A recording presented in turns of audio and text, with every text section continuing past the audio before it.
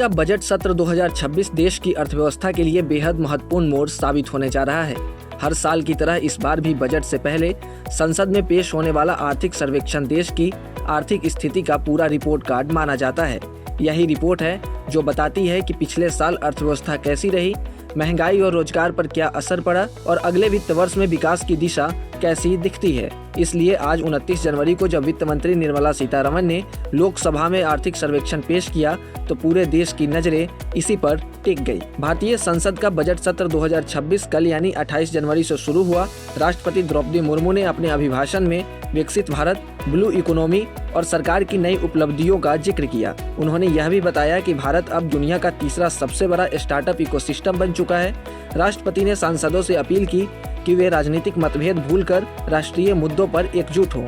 उनका भाषण काफी प्रभावशाली रहा और विकास के रास्ते पर जोर दिया गया। अब आते हैं आज की बात पर। सत्र से पहले 29 जनवरी को प्रधानमंत्री नरेंद्र मोदी ने भी संसद में संबोधन किया, लेकिन इस बार सबसे ज्यादा ध्यान आर्थिक सर्वेक्षण पर था, क्योंकि यह बजट से पहले आने वाला सबसे अहम दस्तावेज होता है। यह सर्वे पिछले वित्त वर्ष की अर्थव्यवस्था का पूरा विश्लेषण करता है, जिसमें विकास दर, मुद्रास्फीति, रोजगार, निर्यात जैसे महत्वपूर्ण आंकड़े शामिल होते हैं। आर्थिक सर्वेक्षण के अनुसार भारत की अर्थव्यवस्था के घरेलू कारक मजबूत हैं और मैक्रो इकोनॉमिक स्थिरता बनी हुई है। इन सभी पहलुओं को ध्यान में रखते हुए सरकार ने FY27 में GDP दर 6.8 से 7.2% के बीच रहने का अनुमान लगाया है। सर्वेक्षण में यह भी बताया गया है कि भारत का इलेक्ट्रॉनिक सेक्टर तेजी से बढ़ रहा है। FY22 में यह 7वें सबसे बड़े निर्यात सेक्टर था, लेकिन FY25 तक यह तीसरे और सबसे तेजी से बढ़ने वाले निर्यात सेक्टर में बदल गया। FY26 की पहली छमाही में इस सेक्टर का निर्यात 22.2 बिलियन डॉलर तक पहुंच गया है। इसके साथ ही सर्वेक्षण में महंगाई,